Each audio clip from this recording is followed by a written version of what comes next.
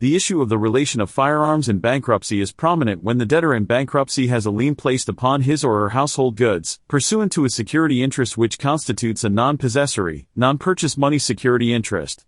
If the property in question can be categorized as household goods, tools of the trade, or a professionally prescribed health aid, under either the applicable federal or state exemption statutes, the Section 522F of the Bankruptcy Code permits the debtor to avoid such interest. Bankruptcy Code Section 522F states that the debtor may avoid the fixing of a lien on an interest of the debtor in property to the extent that such lien impairs an exemption to which the debtor would have been entitled, if such lien is a non-possessory, non-purchase money security interest in any household furnishings, household goods, wearing apparel, appliances, books, animals, crops, musical instruments, or jewelry that are held primarily for the personal, family, or household use of the debtor or a dependent of the debtor, implements, professional books, or tools, of the trade of the debtor or the trade of a dependent of the debtor, or professionally prescribed health aids for the debtor or a dependent of the debtor. A non-possessory, non-purchase money security interest is where the creditor secures a lien upon assets that are not in the creditor's possession, and which the creditor did not advance funds for the purchase of such assets or collateral. The debtor already owns such assets or collateral that he is pledging as collateral to secure the loan from the creditor. When one buys an automobile from a car dealer or dealership, and the lender or creditor advances payment to the seller for the purchase of the automobile, the security interest is called a purchase money security interest. When one obtains a loan from a lender, and pledges collateral which he already owns, such as household goods, the interest is a non-purchase money security interest. A number of recognized bankruptcy court and appellate court decisions have addressed the issue of firearms and the avoidance of liens that constitute non-purchase money security interests. In the matter of Raines, in the U.S. Bankruptcy Court for the Northern District of Georgia, the court held that it is impossible per se to adopt a position as to whether firearms qualify as a household good, within the meaning of the bankruptcy lien avoidance provision of the Bankruptcy Code. This means that the court will make a determination as to whether firearms are household goods, based upon the facts of a particular case.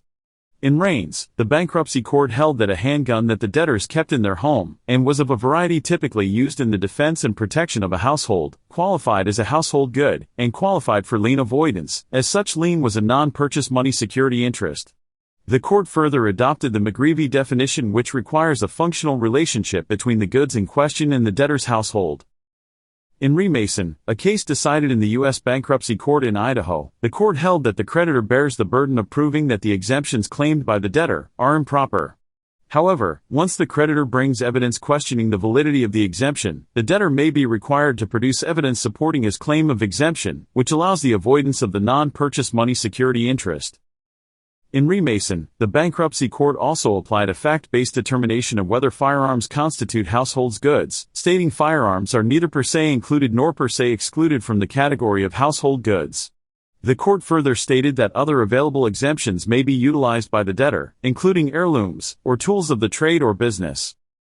In Reheath, in the U.S. Bankruptcy Court for the Western District of Kentucky, the court held that a .30-30 rifle that was used by the debtor's son for hunting deer, that supplied food for the debtor's household, qualified as a household good, for which a non-possessory, non-purchase money security interest could be avoided.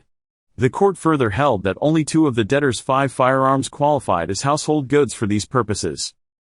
In the Eastern Division of the Tennessee Bankruptcy Court, in Re French, the court held similarly that there is no per se rule as to whether firearms qualify as household goods, again using a case-by-case approach. The court held that a second firearm which the debtor kept within her home, but did not significantly support and facilitate debtor's day-to-day living within the home, did not qualify as a household good under the bankruptcy lien avoidance statute of 522F.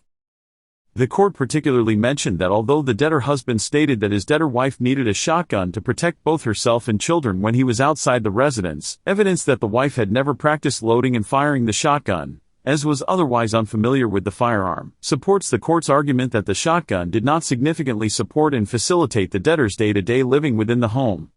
Henri French further cited the case of Henri Schultz, where the debtor purchased a revolver to protection when she lived in a previous home that had been burglarized, and in a rural area, and in which the debtor at the time of the bankruptcy was living in the city with her sister, who also had a gun for protection.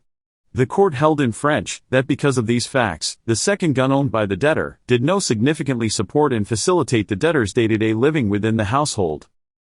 Perhaps the best-known case that addressed the issue of firearms in bankruptcy was the matter of Henri McGreevy, in the U.S. Court of Appeals for the Fourth Circuit. The circuit court judge held that household goods within the meaning of the lien avoidance provision of the Bankruptcy Code are those items of personal property typically found in or around the home and used by the debtor or his dependents to support and facilitate day-to-day living within the home.